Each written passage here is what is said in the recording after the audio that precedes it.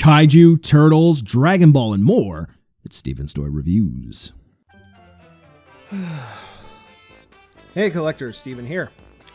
And Mezco came through with their Destroy All Monsters Round 1 set. Yay! Whoopee! Ah! Okay, so enough of that. So Round 1 is finally here. Just in typical fashion, we got Round 2 first. I don't know why they didn't save both to release at the same time, especially when they had orders available through themselves. And then, for whatever reason, they somehow managed to get them out to retailers at the exact same time. I'm a little salty because, yeah, I did order directly through them. Yeah, and shipping directly through them was rather insane. And they didn't really package these well. Anyway, so they're here, $90 retail. Are they worth it? No, but let's take a look to see whether or not they're going to be worth adding to your collection, because they are going to be here to stay, and folks do need to know if these are going to be worth purchasing. Even though I kind of already gave you a hint as to whether or not you should purchase them, I still want to show you what's good and what's not good. There's a lot. A lot. Let's talk about Mothra. Okay, so Mothra is rather straightforward, brown lump of plastic. Mine only has a very minimal quality control issue towards the end of it. She's got a little bit of a lump of brown plastic, but here's the cool part. She's a little maraca. Neat. So that's cool. So by default, Mothra is kind of arching up, like she's going to shoot her web, which she does come with a web effect. So that's pretty neat. The paint application on Mothra, I think, honestly, this is going to be the strongest release of the lineup. It's rather straightforward. It was hard for them to mess up. We do have metallic red eyes. We have a nice gradient of brown paint used here for the main body and for shading through each of the, what do we call that? The rings on Mothra? Yeah. Yeah, that's what we're the rings of Mothra, the little lumps, the sections. And then underneath, we can definitely see what's not meant to be seen. The undercarriage of Mothra there looks just fine. Realistically speaking, there's not a lot to say about Mothra, and that's probably why she's probably going to be my favorite of the lineup. Now, just to go ahead and talk about accessories. Here is going to be the web shooting effect part. There's not a whole lot to say aside from it plugs into her mouth, and honestly, it looks fine. It shoots out into a cone. Very cool. Nice. And she doesn't topple over because of the maraca. Cool. Next, let's talk about Anguirus. Oh boy, Anguirus. So, what I'm going to have to say about Anguirus is, generally speaking, at a distance, Anguirus kind of looks fine. And then you kind of get up close and personal, and you start to notice that things aren't necessarily going too well for our horny boy here.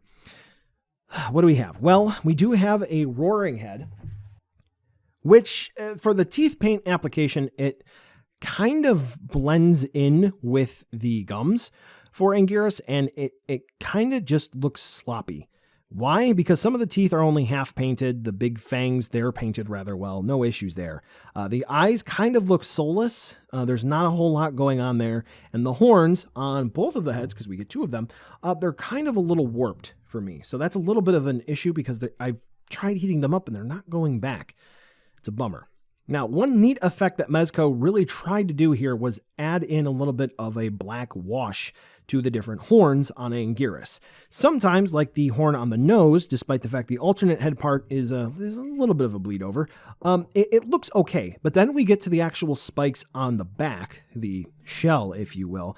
Some of them are half painted, some of them just painted at the tips. Others I've seen from other folks, not painted at all in some areas. Scraped right out of the box, just kind of falling flat there. And then we continue that general idea throughout the rest of the tail of Anguirus, but thankfully the paint is a bit more uniform. So same style of paint application, but they did actually paint the spikes on the tail. Mine has a little bit of a paint blob on one of the arms, but hey, c'est la vie, it is what it is. Not a huge issue there. And like I alluded to, Anguirus is going to come with an alternate head sculpt where he has a more so rested, not roaring face. Now, talking about head sculpts, let's go ahead and move on over to Rodan, who is, I would say, arguably the weakest link. Why is that? Well, by default, Rodan's going to come with a roaring head sculpt, which is all fine and dandy. He looks a little weird, but then again, so does Showa Rodan. So you're not going to be able to get away from that. What really does sort of stick out here is that I'm going to go ahead and compliment the figure, okay? So what sticks out going to be the wings. It kind of looks a little bit like foil, if you will, but that is a nice recreation of the suit. So kudos to Mezco there. That's really nice. What isn't really nice, though, is going to be the spikes on the torso. They're not painted very well. They're clumpy in some areas. One I'm looking at right now, there's a big clump on his left top spike. There's a big old plastic clump, it looks like. It doesn't even look like paint. I've seen others with some scratches throughout the entirety of these spikes. Not very good, including the fingertips as well. Does he have a balancing and standing issue? Not really. You're going to have to adjust the legs ever so such, and he will stand. No issues. But he does come with a support stand, which is really cool. So he can fly or he can stand in place. They actually did include a few of those black bases. Now, speaking of flying, like I said, they did include the flying support stand, which is really cool. It works just fine for Rodan. They did include an alternate head sculpt, so this way Rodan can look like he's flying. Now, when this figure was initially solicited, or this box set, they solicited 3 total head sculpts for Rodan. Normal, like the flying one here, but looking straight ahead. Roaring, which we already saw, and then the flying head sculpt. Then, without any updates by email to those who purchased directly from Mezco, or sending any updates to retailers, they changed this to remove the normal head sculpt. Why? Godzilla. So Godzilla is not the weakest in the bunch. Rodan is, but Godzilla definitely could use some work. I think I just knocked the arm off of mine. I think Godzilla does capture the Showa era feel rather well, and honestly, he's not going to be anything to really write home about. He is going to come with some alternate parts, which we'll take a look at in a second. But for his roaring head sculpt, the one that he uses to shoot out his atomic breath, the teeth paint, serviceable. They kind of work. Could be a bit more pinpoint accurate, but honestly, for the size and for the price, not that big of a deal here, considering his teeth are much smaller than Anguirus's. But I will say that the face reaches a little bit of an uncanny area, not quite accurate to the 68 design, but kind of like somebody tried to remember what this suit looked like offhand and then sculpted it. Which, I mean, it is what it is. Throughout the rest of the figure, though, I do have to say that the paint application is rather cool.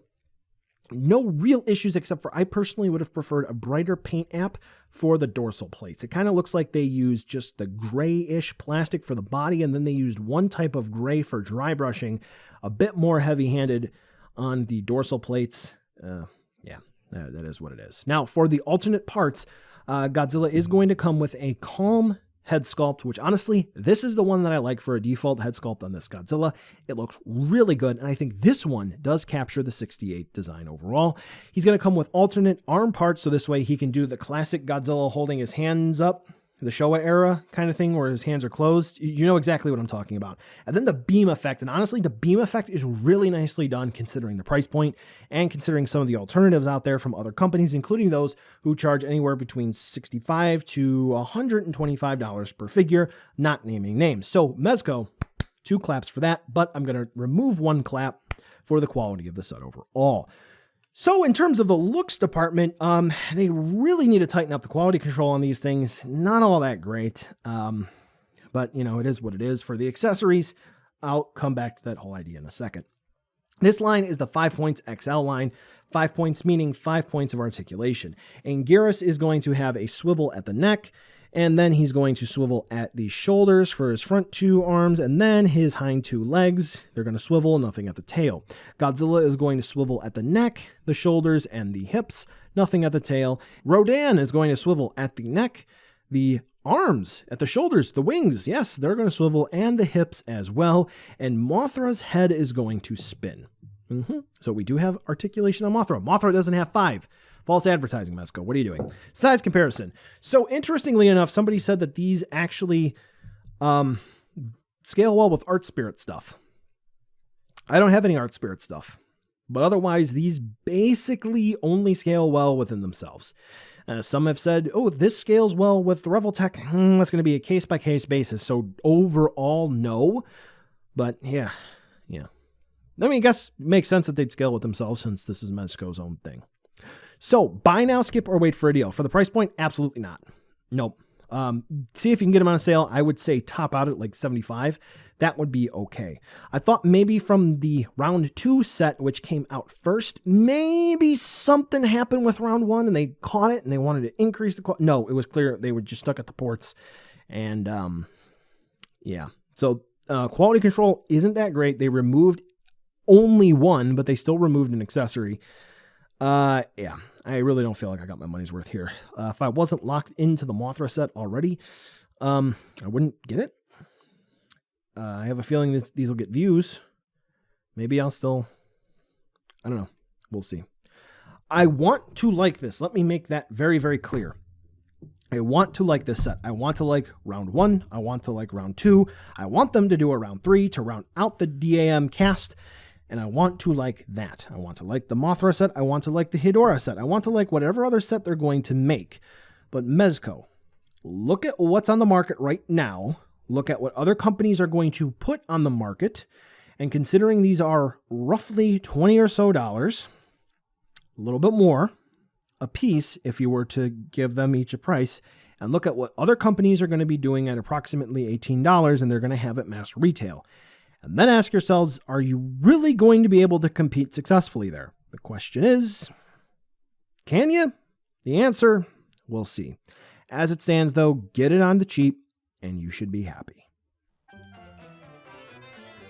Well, collectors, that brings us to the end of the video today, and I just wanted to take a second to thank you so much for watching. Now, you've heard a lot from me. I'd like to hear a little bit from you. Drop in the comments down below whether or not you liked it, you hated it, or maybe you were somewhere in between. I also want to take an extra second here for a nice, humongous thank you to all the patrons for SDR over the last month who have really helped the channel grow into what it can be today. So to all of you, 2 big thumbs up. Thank you very much. And now the end card should be popping up, which will give you a few clickable links, like maybe to subscribe or head on over to my Patreon, or some short URLs like to my social media or to my Teespring store. There's also a video I hand selected for you, so if you want to watch another STR video, I hand selected some good content for you to watch, so definitely check out that video. Thank you again so much for watching, and I'll catch ya in the next video.